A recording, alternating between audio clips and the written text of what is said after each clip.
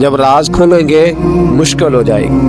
اللہ بڑے موقع دیتا ہے، اللہ ہمیں سمجھنے کے بڑے موقع دیتا ہے۔ میرے نبی پاک علیہ السلام فرماتے ہیں اللہ قیامت کے دن تم سے پوچھے گا کیا میں نے تمہیں زندگی نہیں دی تھی، تمہیں شعور کی دولت نہیں دی تھی؟ اللہ تم سے پوچھے گا کیا تمہیں سوچنے کی طاقت نہیں دی تھی؟ اللہ تم سے پوچھے گا ٹھنڈے پانی سے تمہیں سیراب نہیں کیا تھا؟ کون سی ایسی نعمت تھی جو تمہارے گھر کے دروازے تک نہیں پہنچائی؟ حضرت ابو الحسن رحمت اللہ علیہ کے جملہ کہا کرتے تھے اور کمال کرتے تھے، فرماتے تھے قیامت میں لمبی چوڑی بات نہیں ہوگی، دو ہی باتیں ہوگی۔ فرماتے اللہ پوچھے گا بندے سے، او بندے میں تو تیرا تھا، تو بتا تو کس کا تھا؟ دو ہی باتیں۔ اللہ فرمائے گا میں تیرا تھا، تو بتا تو کس کا تھا؟ اپنے اندر تبدیلی لائیں، اندر جھانکیں۔ یہاں راز کھل جائے تو آزمائش کڑی ہے۔ بتلائیے جب قیامت میں راز کھلے گا کتنی مشکلات ہوں گی۔ اپنے آپ کو سمیٹ لیں، استغفار کثرت سے پڑھیں، توبہ کریں ہر معاملے، اپنا رجوع اپنے رب رسول کی طرف رکھیں۔ یہ سارا دنیا کا جتنا معاملہ چل رہا ہے یہ سارا ایک چکر ہے، یہ ساری ایک آزمائش ہے۔ یہ اللہ نے ہمارے ذمہ لگایا ہے کہ تم نے اس سے بچ کے نکلنا۔ یہ ہماری دانش مندی ہے کہ ہم اس طرف توجہ نہ دیں۔ کوئی شخص بھی ایک دن کے لیے مکان خرید کے نہیں رکھتا، وہاں وہ مکان خریدتا ہے جس نے اس نے عمر بھر رہنا ہو۔ یہ دنیا عارضی ہے، ایک ڈیڑھ دن کا میلہ ہے، اس پر مکمل خریداری کر کے جم کے نہ بیٹھ جاؤ۔ اس مکان کی طرف توجہ کرو جہاں ہمیشہ رہنا ہے، جہاں ہمیشہ جانا ہے۔ جتنا آپ اپنے دادا جی کا ختم دلاتے ہیں نا، آپ کے بچے بھی آپ کو اتنا ہی دلائیں گے۔ اور جتنا آپ روز کھڑے ہوتے ہیں نا دادا جی کی قبر پہ، بڑی مشکل سے بچے جاتے ہیں، پوتے کوئی نہیں جاتے، بڑی مشکل سے بیٹے، اس سے زیادہ کوئی معاملہ تو آپ کے بعد آپ کا بیٹا 50 سال تک رہے گا، بس ختم۔ پھر تو قبروں کے نشان تک مٹ جاتے ہیں۔ ہمارے سینوں کے اندر جو کچھ چھپا ہوا ہے، سینوں کے اندر، یہ جب کھلتا ہے تو حالات بگڑتے ہیں۔ اپنی ضمیر کی آواز کو سنیں، اندر دیکھیں من کیا کہہ رہا ہے۔ ہمیں پتہ ہوتا ہے سچ کیا ہے، ہمیں پتہ ہوتا ہے جھوٹ کیا ہے، ہمیں پتہ ہوتا ہے خیر کیا، ہمیں پتہ ہوتا ہے شر کیا ہے۔ ہمیں خبر ہوتی ہے کہ میں خوابوں کی دنیا میں زندہ ہوں، ہمیں پتہ ہے ہم جھوٹ کے سہارے وقت گزار رہے ہیں، ہمارے علم میں ہے ہم کہاں کھڑے ہیں، لیکن بس زندگی گزر رہی ہے۔ ہم ضمیر کی آواز پر ہم اس کی آواز کو سنتے نہیں، روز دبا دیتے ہیں۔ نبی رحمت علیہ السلام نے فرمایا دو منہ جس شخص کے ہوتے ہیں وہ لعنتی ہوتا ہے۔ دو منہ، یا رسول اللہ دو منہ کس کے ہوتے ہیں؟ فرمایا ایک کے پاس جاتا ہے تو کہتا ہے تیرا ہوں، پلٹ کے دوسرے کے پاس آتا ہے تو اسے کہتا ہے میں تیرا ہوں۔ سب کا بنا رہتا ہے۔ کچھ لوگوں کو شوق ہے سارے مجھے اچھا کہیں۔ کیوں تجھے سارے اچھا کہیں بھائی؟ وجہ بالکل نہیں کہنا چاہیے، بالکل نہیں۔ اگر سارے لوگ رب رسول کے بارے میں معاذ اللہ درست نہیں ہے، بڑے کافر نہیں پائے جاتے دنیا میں؟ اتنی بڑی ہستیوں پر جب دنیا کا اجتماع مکمل نہیں ہو سکا تو نے یہ کیسے دعویٰ کرنا سارے مجھے صحیح کہیں؟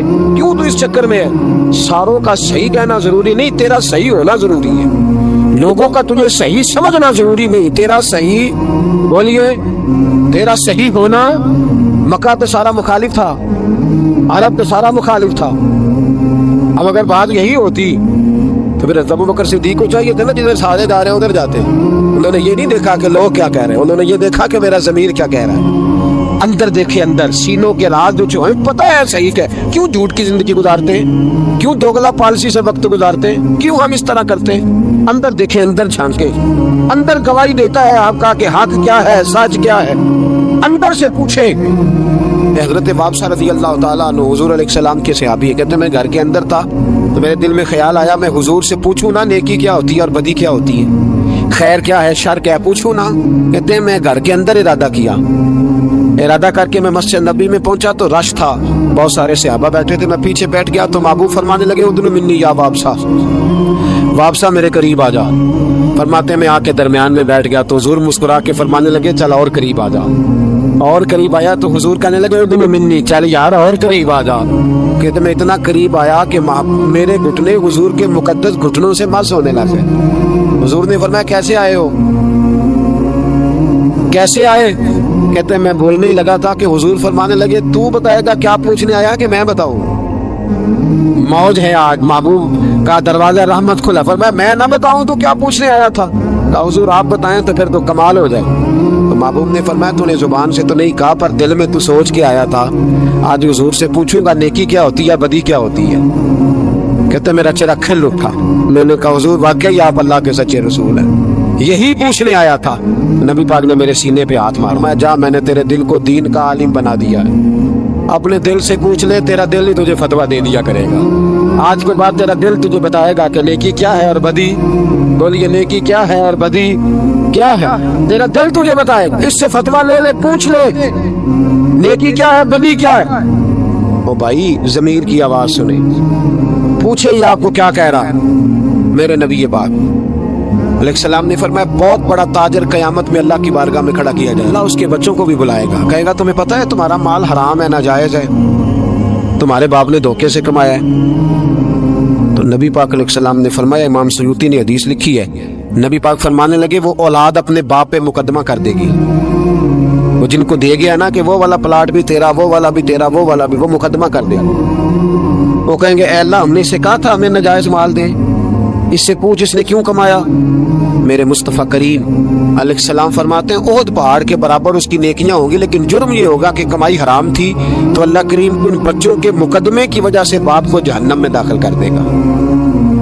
यहाँ वो सकीबी बन के गया है, यहाँ वो कहता, वो कहानियां सुनाया करता था कि मैं बड़ी मेहनत से आगे गया हूँ। वहुस्सिला मा फिस सुदूर, मैं तुम्हारे सीनों की छुपी चीजें राज खोल दूंगा, राज फाश हो, तुम्हें हर चीज देखनी पड़ेगी। मेरे रसूल पाक अलैहिस्सलाम की हदीस बड़ी इनफरादी इब्ने हजर ने लिखी, मैं तो इस हदीस को पढ़ के मैंने किताब बंद कर दी। मैंने कहा अल्लाह हमें माफ करे। नबी पाक अलैहिस्सलाम ने फरमाया जिसको अमीन बनाया गया और उसने खयानत की, वो किसी जगह का भी अमीन था, वो मिंबर रसूल का अमीन था, वो डॉक्टर की कुर्सी का, वो किसी स्कूल के इदारे का अमीन था, या हुकूमत में किसी ओहदे पे जिसे अमीन बनाया गया। तवज्जो है मेरी बात पर, जिसे अमीन बनाया गया उसने खयानत की, तो उसने जिस चीज की खयानत की होगी वो चीज कयामत के दिन उसकी गर्दन के साथ लटकी हुई होगी, गर्दन के साथ। महबूब फरमाने लगे एक शख्स आएगा उसकी गर्दन पर ऊंट बैठा होगा, और हदीस के लफ्ज ये हैं, हुजूर फरमाते हैं मुझसे फरियाद करेगा या रसूलल्लाह मेरी मदद करे, तो मैं उसे कहूंगा मैंने तुझे समझाया नहीं था, अब तेरे बारे में अल्लाह फैसला करेगा। फिर एक और शख्स आएगा तो उसकी गर्दन के साथ, उसने चूंकि घोड़े चुराए थे तो उसकी गर्दन के साथ घोड़े लटके हुए होंगे, घोड़े।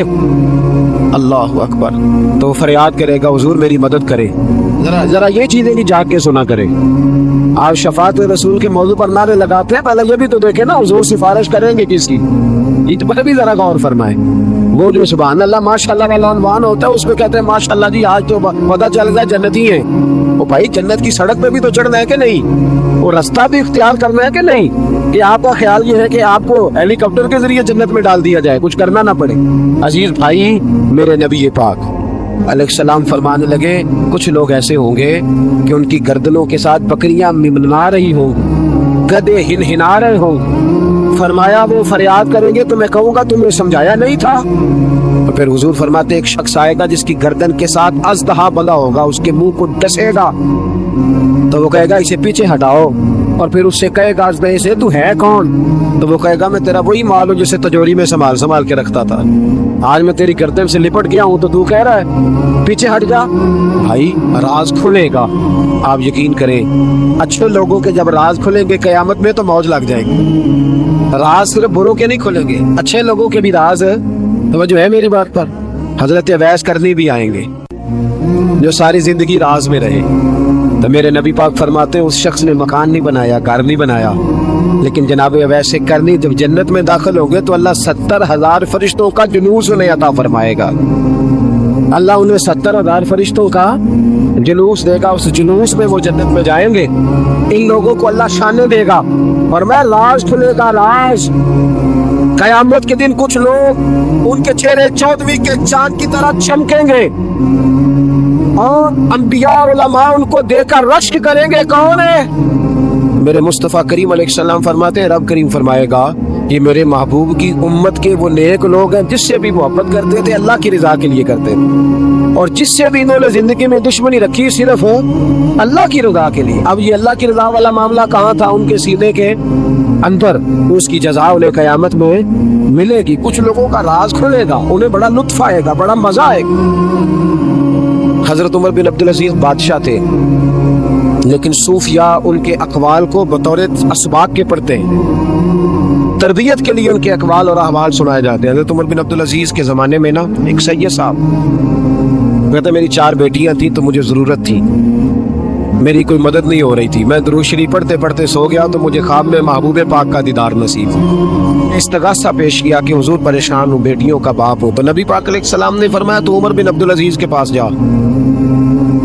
عمر بن عبدالعزیز وہ باکمال شخص ہے جو روزانہ 10 سپارے قرآن پاک کے پڑھتا ہے، 10,000 بار مجھ پر درود و سلام پڑھتا ہے۔ کتنے سپارے؟